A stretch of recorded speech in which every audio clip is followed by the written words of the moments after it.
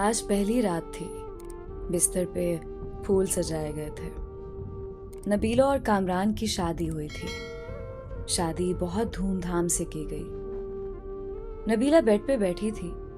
Cameraman तस्वीर बना रहा था। वो कभी दाएं सर कर रही, कभी बाएं तरफ। सब लोग नए थे। हर चेहरा अजनबी था। कामरान पास बैठा था। सब मोहल्ले वाले दुल्हन देखने आए हुए थे। नबीला नजरें झुकाए बैठी हुई थी। रात के 12 बज चुके थे। वो बहुत थक चुकी थी। भूख से बुरा हाल था। सब चले गए। दरवाजा बंद हुआ। कामरान नबीला के पास बैठा। आप ऐसा करें, चेंज कर लें, थक गई होंगी। नबीला ने ड्रेस चेंज किया। भूख से उसकी हालत गैर हो रही थी, लेकिन क्या कर सकती थी। कामरान को उसकी थकन से क्या वास्ता था। वो मोहब्बत भरी बातें करना चाहता था। नबीला को अपनी मर्दानगी का रोब डालते हुए बोला, देखो, मुझे ये तमाशे अच्छे नहीं लगते। मेरी बातें कान खोल कर सुन लो। मैं बार बार ये बातें नहीं बोलूंगा। घर के सारे काम तुम्हारे जिम्मे हैं, खाना बनाने से लेकर झाड़ू सफाई तक। सुन रही हो ना? नबीला ने हाँ में सर हिलाया। नबीला सोच रही थी, कोई गिफ्ट देगा, कोई मोहब्बत भरी बातें करेगा, लेकिन उसको नबीला से काम करवाने की फिक्र थी। शादी के दिन गुजर गए। हाथ में झाड़ू, मुकद्दर में किचन लिख दिया। नबीला की जेठानी उनके रिश्तेदार थी, लेकिन ये गैरों से ब्याह कर गई थी। नबीला खाना बनाना, साफ सफाई करना, कपड़े बर्तन सब काम करती। जब थक कर टूट जाती तो रात को शौहर के नखरे उठाती। कामरान बहुत रूखे हुए लहजे में बात करता था नबीला से। रात डिनर हुआ, अपने कमरे में चला गया। नबीला कामरान के पास बैठ गई। कामरान, शादी को 3 महीने गुजर गए हैं। आप मुझे कहीं घुमाने लेकर नहीं गए। कामरान हैरत से देख रहा था नबीला की तरफ। घुमाने मतलब? कहाँ जाना है तुमने? उसने इतने रूखे लहजे में पूछा कि नबीला सहम से गई। आप क्यों इतने गुस्से से बात करते हैं मुझसे? कामरान टीवी देखते हुए बोला, जाओ मेरे कपड़े इस्त्री करो। दिमाग ना खराब करो यार मेरा। सारा दिन का थका हुआ हूं मैं। नबीला पैरों की तरफ बैठ गई। अच्छा चलें, आप लेट जाएं, मैं आपको दबा देती हूँ। कामरान लेट गया। नबीला कामरान को दबाने लगी। कामरान सो गया था। वो कामरान के पैरों को अपनी गोद में रखकर सोच रही थी, कामरान, मैंने शादी से पहले बहुत दुख देखे हैं। मुझे मोहब्बत चाहिए, आपका साथ चाहिए। आप क्यों मेरी आंखों से मेरा दर्द नहीं समझ पाते? असल में नबीला की माँ नहीं थी। सौतेली माँ के साथ जवान हुई, और सौतेली माएँ क्या सलूक करती हैं ये मुझे बताने की जरूरत नहीं है। नबीला ने बहुत दर्द सहा था सौतेली माँ के हाथों। यहाँ एक जुल्म ये भी तो किया गया था, नबीला 20 साल की थी और कामरान 36 साल का। जैसे नबीला से जान छुड़ानी थी उन लोगों ने। वो कदमों के साथ लिपटी हुई अपने हमसफर से एहसास की, भीख सी मांग रही थी। सुबह वो फजर की नमाज से पहले जाग जाती। नाश्ता बनाना सबके लिए उसके जिम्मे था। वो अपना दर्द किसी पे अया ना होने देती। वो बस अपने घर में आबाद होना चाहती थी। कामरान का साथ उसे चाहिए था बस। अक्सर कभी थकन की वजह से बर्तन ना धो सकती या झाड़ू टाइम पे ना लगा पाती तो सास उसे लाखों बातें सुनाती। वो अपने लबों को सीकर हर ताना बर्दाश्त कर जाती थी। कामरान, मुझे हर महीने 5,000 दे दिया करें ना। कामरान ने जहर आलूद निगाहों से देखा। खैर है ना, 5,000 क्यों चाहिए तुमको? नबीला ने बड़े प्यार से जवाब दिया, कामरान, मैं औरत हूं ना, मेरी जरूरियात होती हैं। पैसे पास हों तो कभी बाजार जाऊं तो अपने लिए कुछ जरूरी चीजें खरीद लिया करूं। अब मैं आपके भाई से तो ये सब बातें कह नहीं सकती। कामरान को ना जाने क्यों एक चिढ़ सी थी नबीला से। उसने गुस्से में बोला, देखो मेरे पास इतने पैसे नहीं हैं कि तुमको अलग से दे सकूं। जो चाहिए अम्मी से कह दिया करो ना, वो ला दिया करेंगी। अलग से खर्चा चाहिए इसको, पागल औरत। वो कामरान के पास बैठ गई। कामरान, आप ना दें मुझे कुछ, मैं आपके साथ खुश हूं। बस आप मुझसे प्यार से बात कर लिया करें, मुझे प्यार से आवाज दिया करें, मेरा नाम प्यार से पुकारा करें। कसम खुदा की, मैं सब कुछ भूल जाया करूंगी। दिन भर की थकन, वो पुराने दर्द, सब कुछ। बस आप मुझे मोहब्बत से पुकारा करें।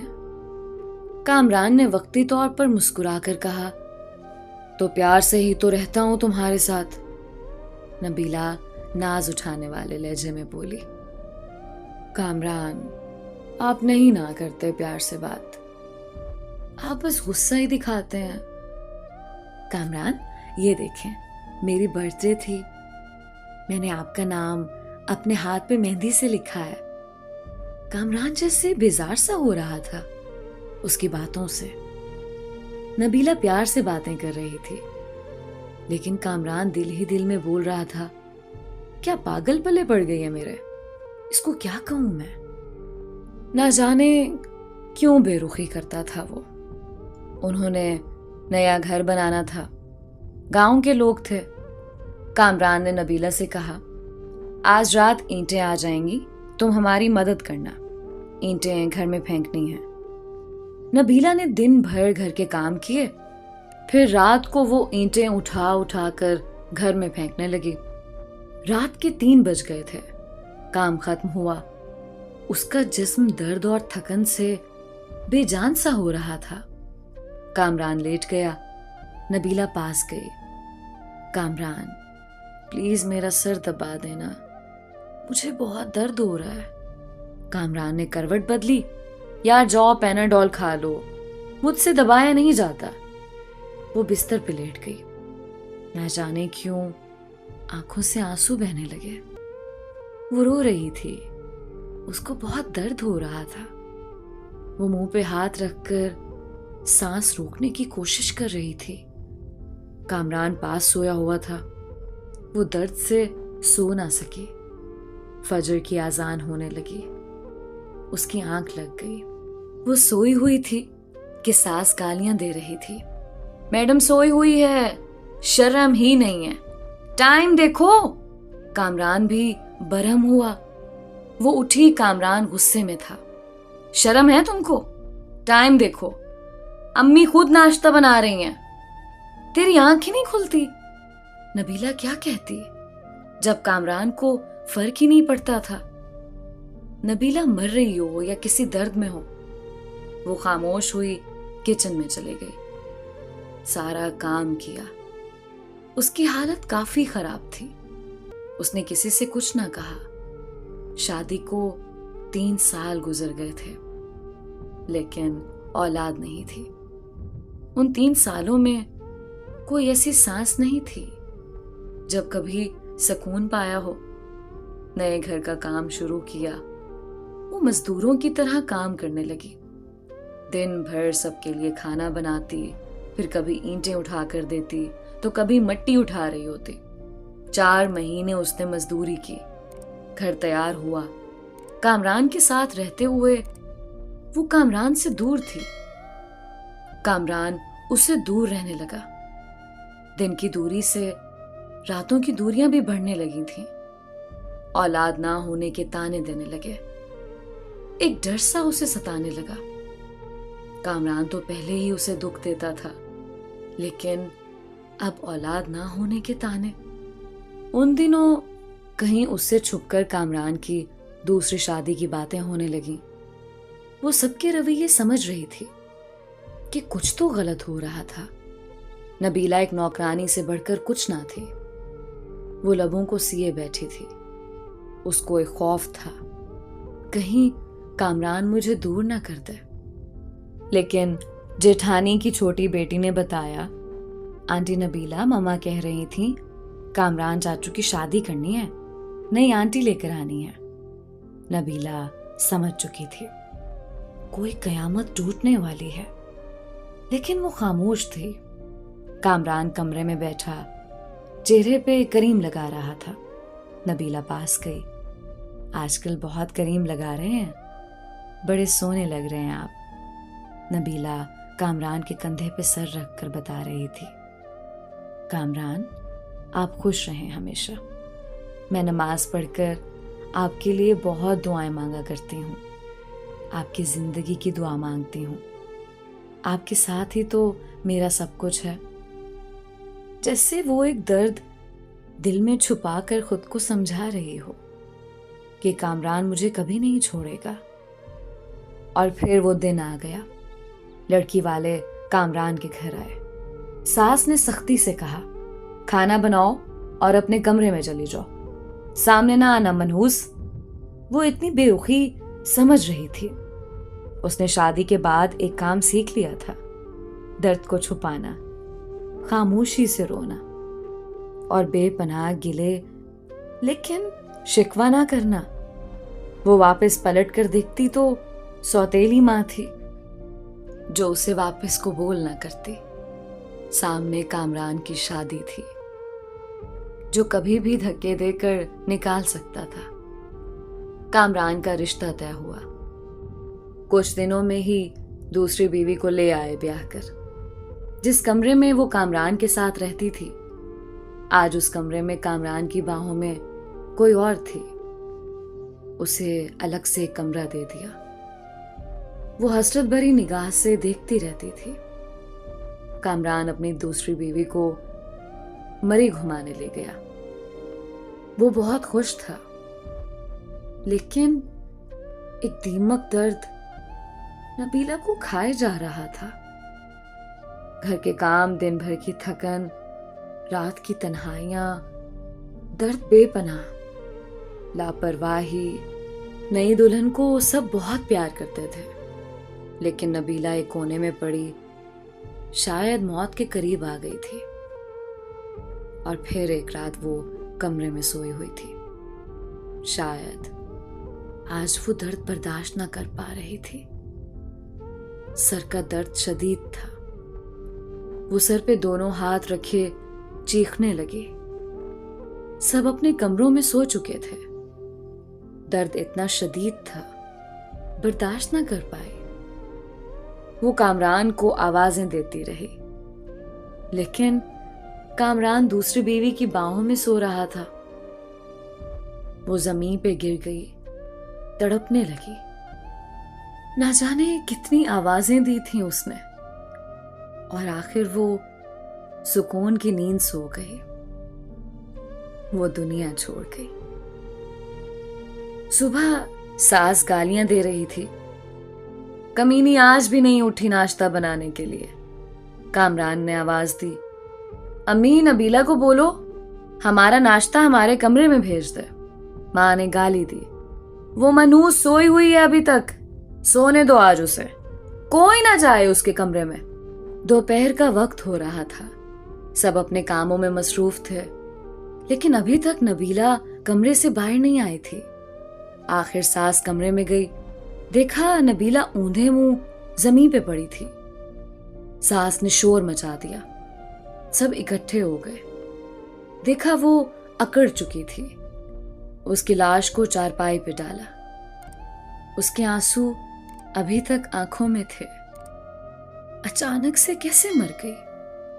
उन लोगों ने उसे दफना दिया। जनाजा हुआ, कोई आंख ना रोई थी। एक दिन उसके कमरे की सफाई करते कामरान की दूसरी बीवी ने देखा कुछ रिपोर्ट और दवाइयां थीं उसके कमरे में। वो देखकर हैरान हो गई। उसको ब्रेन ट्यूमर था। न जाने कब से वो ये दर्द सह रही थी। एक डायरी भी लिख रही थी। यहाँ वो अपने दर्द लिखा करती। उसकी डायरी के कुछ जुमले, कामरान मुझसे रूठा रूठा रहता है, मेरी तरफ देखता ही नहीं। आज मैंने सारा दिन मजदूरी की, कामरान ने मुझे ठंडा पानी पिलाया, मैं बहुत खुश हुई। कामरान कहता है मैं बहुत अच्छी हूं, लेकिन फिर भी पता नहीं क्यों मुझसे दूर रहता है। आज मैं उसके लिए तैयार हुई थी, खुद को संवारा था, लेकिन पागल ने एक बार भी मेरी तरफ नहीं देखा। फिर मैं नाराज भी नहीं हुई। वो बहुत डांटता है कुछ कहूं तो। मुझे जानलेवा बीमारी है, लेकिन मैं कामरान को नहीं बताऊंगी, वो परेशान हो जाएंगे। हमारा घर बनकर तैयार हो गया है, मैंने अपना कमरा बहुत सजाया है। कामरान की शादी कर रहे हैं, मुझे घर से निकाला तो कहाँ जाऊंगी मैं? मेरा तो कोई है भी नहीं, बस नौकरानी बनकर मरने तक यहीं रहूंगी। कामरान अपनी दुल्हन से बहुत प्यार करता है। उसे बर्गर ला कर दिया, मैंने कहा मुझे भी ला दो। कहता है तुम बर्तन धो जाकर, दिमाग ना खराब करो मेरा। मैंने बर्गर ही तो मांगा था। आज सुबह से मेरी सांस रुक रही है, ऐसे लग रहा है मेरा वक्त करीब आ गया है। काश कामरान की बाहों में मर सकती, काश कामरान मेरा दर्द समझता, मुझे सीने से लगाता, मैं सुकून से मर जाती। कामरान आप कभी मेरी ये डायरी पढ़ें तो खुद को मेरी मौत का जिम्मेदार ना ठहराना। बहुत प्यार करती हूँ आपसे, बस नसीब से हार गई। शायद मेरी किस्मत में खुशियां नहीं लिखी। और हाँ पागल, एक बर्गर ही तो था। कंजूस, तो मुझे ला देते तो क्या हो जाता? डांटने की क्या जरूरत थी? अपनी दूसरी बीवी का ख्याल रखना। मैं तो नहीं होंगी, जब आपके यहाँ औलाद हुई ना तो मेरी कब्र पे जरूर आना एक बार। तुम्हारी नबीला। मुझे बहुत दर्द हो रहा है, अब लिखा भी नहीं जा रहा कामरान। दिल चाह रहा है आपके पास आ जाऊं, लेकिन के बाद सब कुछ अधूरा रह गया। नबीला खामोशी से मर गई। कामरान डायरी पढ़कर बहुत रोया, लेकिन अब रोने का क्या फायदा था? वो बेचारी ना जाने कितना रोई थी। उसकी कब्र पे कदमों की तरफ बैठकर माफी मांगने लगा, लेकिन अब माफी मांगता या कुछ भी करता, वो कहाँ लौट कर आने वाली थी। ऐसे ही ना जाने कितनी नबीला आज भी हैं जो अपने हमसफर की बेरुखी पे जी रही हैं, जो दर्द सहते हैं, शिकवा नहीं करते। अरे बेकदरो, अपनी हमसफर को मोहब्बत से देख ही लिया करो। खुदा की कसम, वो हर दर्द हर दुख भूल जाती हैं, इससे पहले कोई नबीला दुनिया से चली जाए। और आपको जब समझ आए तो बहुत देर हो चुकी हो। कयामत के दिन माशर में पूछा जाएगा,